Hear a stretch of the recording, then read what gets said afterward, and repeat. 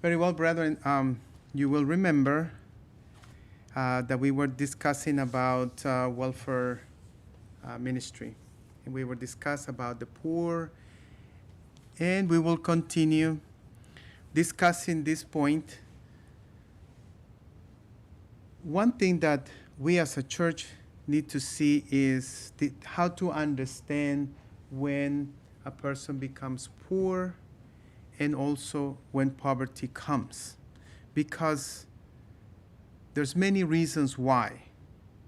And the Bible will help us to understand these things, so when the need arises, we can identify and see from many different angles how we can be active in this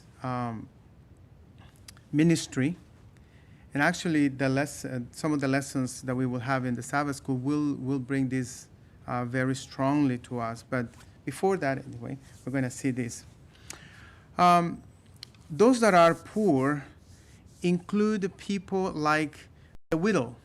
Remember the widow, when she put the 2 mites, she gave everything she had.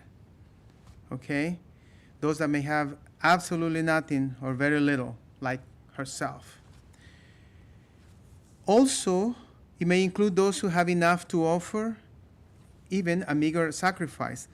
In Leviticus chapter 14, verse 21 to 22, we find an example, and this is written in the law of Moses. This is what it says.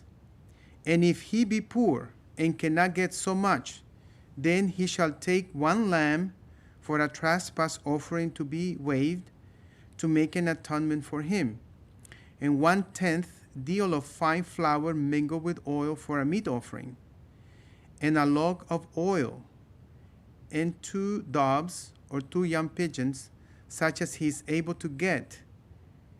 And the one shall be a sin offering, and the other one a burnt offerings. But notice that at the beginning it says, and if he be poor. These were the offerings that they could bring because of their condition.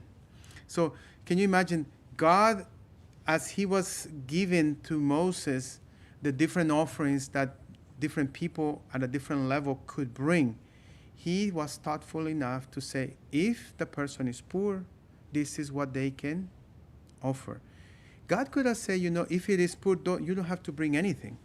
But that's not what he said. It still was an offering. It says something that they could offer for their sins.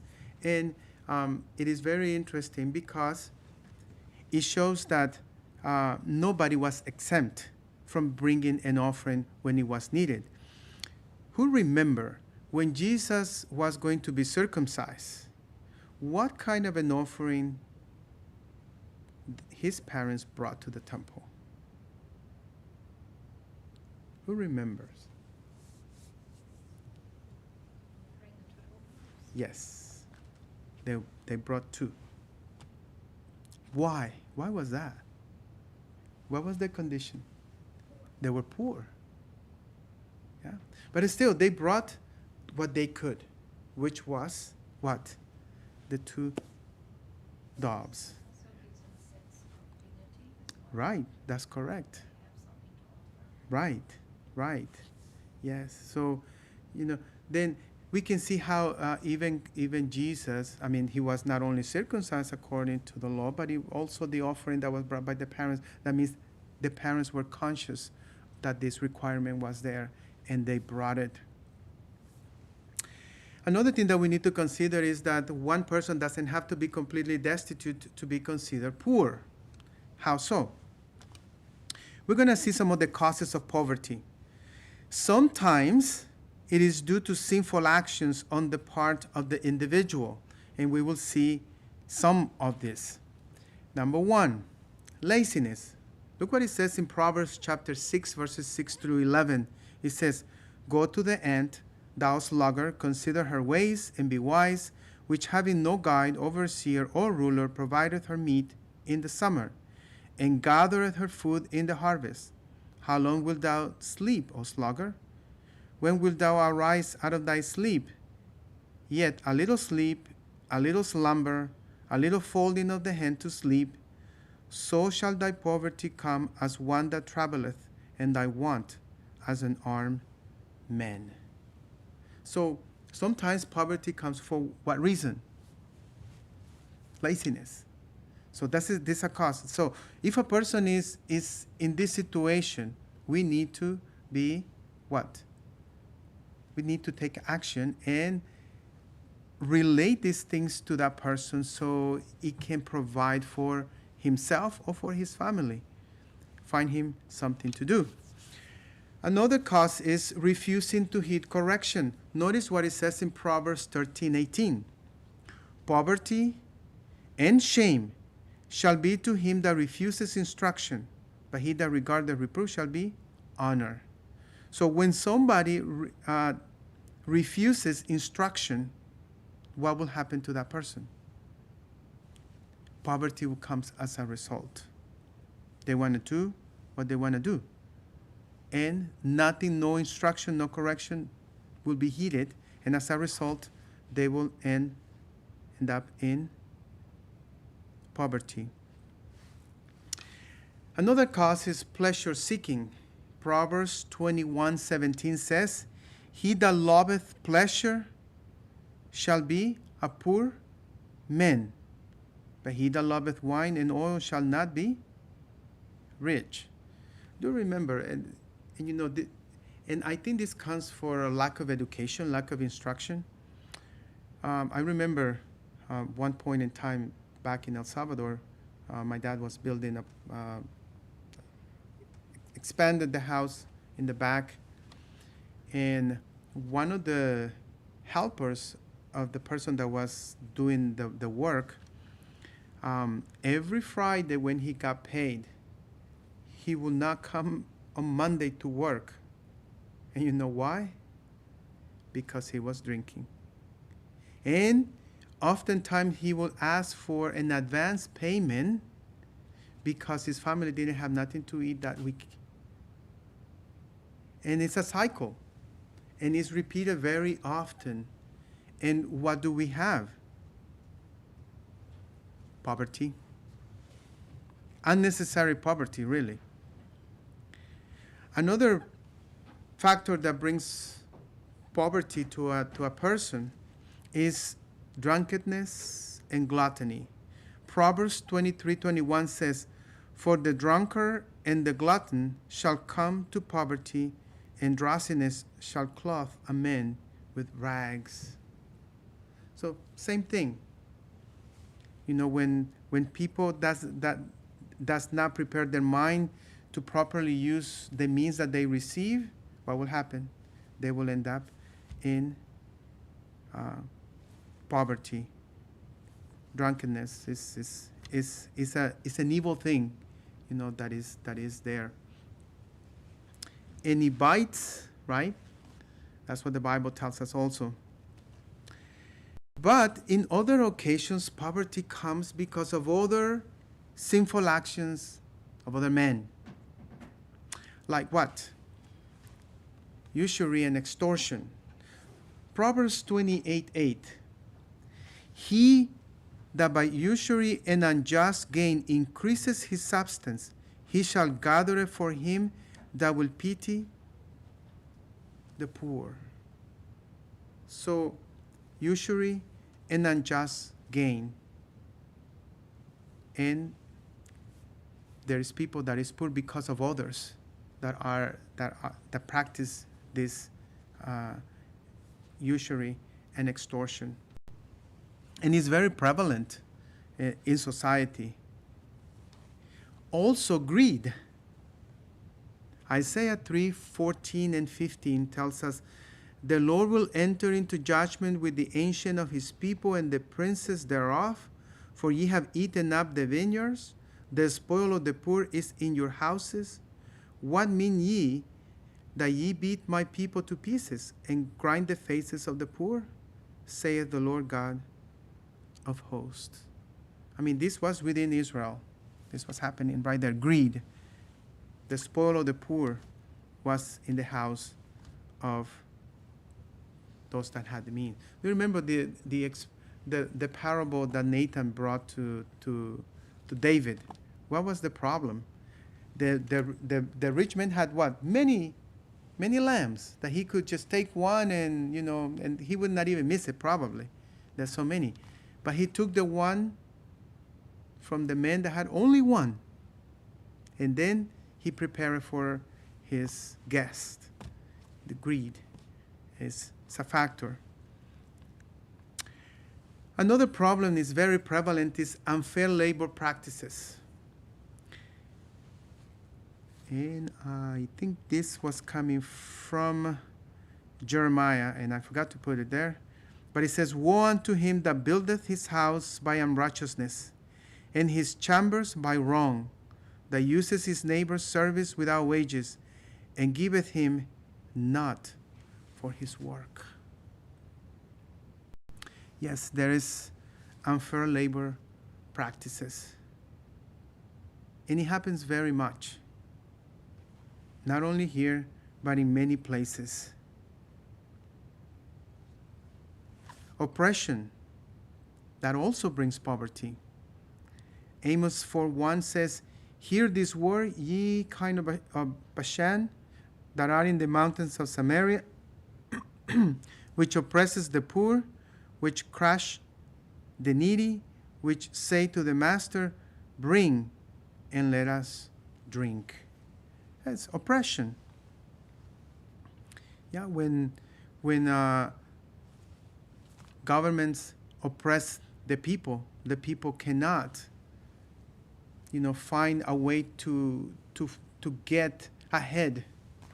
They find themselves under oppression, and it's very sad to see these things, because when you see news of other places, especially in countries where there is war and things of that nature, you see how oppression is very much prevalent there. Another thing that brings persecution is poverty, is persecution.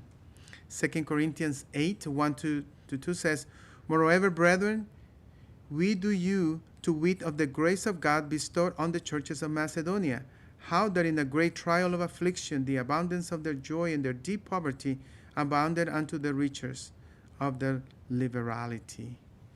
So the church has suffered, in ages past, the church has suffered persecution wherever they were. But when others were suffering more than they were suffering, what happened? They gave of what they had. And this was the case of the church in Macedonia. And according to 2 Corinthians chapter 8, the aid was for the brethren in Jerusalem. They were mindful of the brethren. And the one thing that I realize is, in ancient times, to travel from one place to another, it was a big deal. It's not like cars or airplanes that we have today. It was difficult. And from Jerusalem to Macedonia in Europe, it was a great deal of distance. And yet, this brethren probably had never met them, but they were linked by Christ, and their love for each other make them do this type of collections that they did, because they were suffering under persecution. But poverty can come because of natural disasters, plagues, economic depression, wars, hurricane, earthquakes, tsunamis, and you name it. There's many things that can bring poverty. So this helps us to understand where and how poverty can come to anybody, any nation, any people, anywhere around the world. And we as Christians have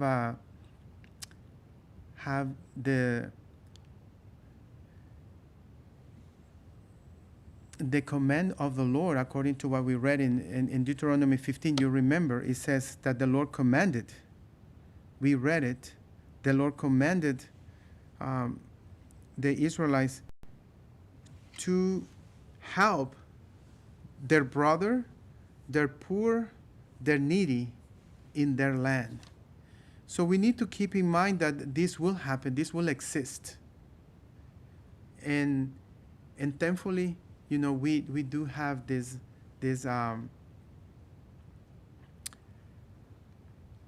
love for one another that should move us to help in times of need. I'm very thankful, that when our house burned, even though yes, there was an insurance, there was, we will recuperate some things. There was an immediate need that the brethren here in Roanoke Church, because I lived here in this area, they came to help us at that moment, and it was very comforting. I mean, I was thankful that nothing happened to neither one of the five of us. We were together, but the sentiment of the brethren, irrespectively of the situation, they came to help us. I remember it was very interesting. I just didn't know what to do. We just got there, and the first person that came to my mind was Brother Suresh Kumar. So I called him, and it just so happened that he had just gotten into an airplane. He was leaving. And he said, "Brother, what do you want me to do? Do you want me to stay behind? I can step out of the airplane." I said, No. I just wanted to let you know. I just needed to talk to somebody. And he said, "Oh, okay, because I can get out. I can get up and you get out and come." And said, No. I said, "No, that there is no need. I just wanted to talk to somebody, just to get it out." And, he said, "Well, I'm sorry," he said, "but we are leaving, but, I will pass the information to the brethren, and I'll call you when I arrive, when I'm arrive there at the place." So it's just, it gives you comfort. That's the word that I was looking for, comfort, to see that, the brethren are ready to help in times of need. There are other ways that things happens. Jesus became poor because of his own choice. Remember that, right? Also, in the case of the apostles, what did Jesus say to them? Just go with what you have. The brethren will take care of you. Basically, that's the basic thought that he was giving. And interesting enough is that in the Old Testament and in the New Testament, through Moses and through our Lord Jesus Christ, the thought that the poor will be with us is there. We find it in Deuteronomy chapter 15, verse 11, which we read at the beginning, Matthew 26:11, where Jesus says, "You will have the poor always with you." But the good thing is this: God hears the cries of the poor. Psalm 69:33 says, "For the Lord heareth the poor, and despises not his prisoners." And it is and that part is not part of the verse. But "For the Lord heareth the poor, and despises not his prisoners." So God knows everybody that is in need. And it is interesting to note that God made provisions, as we read before, in the Old Testament and also in the New Testament, how the church could help the poor, the needy. And in some of our lessons, we have the fact that this is a ministry that works both ways. When you help someone that is in need, okay, you are being a blessing to them. But in return, because you are being unselfish, you are being helped. And I will conclude with this part of the study here. I received a clip, And I'm going to tell you what it says. It says, when you help somebody that is in need, but if you expect something in return, you are doing business. You are not doing kindness. Do you understand what it says? So we need to be very careful that when we do something for someone, we don't think, I need something in return. Because if we are, that offering is not accepted by God. Why? Because we are doing business. We are not in the business of making business. We are in the business of spreading love, spreading kindness, spreading charity. So next Wednesday we will continue and we will see the provisions for the poor according to the law. Also how it was applied in the Old Testament and how it's applied in the New Testament. So may God help us, brethren, that, I know we, here in this church, I have seen it here. This has been my home church for almost 15, 16 years. And always when there had been a call from different places, we have done what we have been able to do to help our brethren in different places. But I believe that we can do more. But we need to be wise, right? How we provide this help to the needy, to the poor that are within our borders and also out of our borders. So may God help us to be able to understand this and to be always willing, because the calls to help, they don't come that we are expecting them to come. They always come when we are not expecting. And so that is where we are tested, because we can say, again, but that shouldn't be our attitude. Our attitude should be, let's help. Let's see what we can do.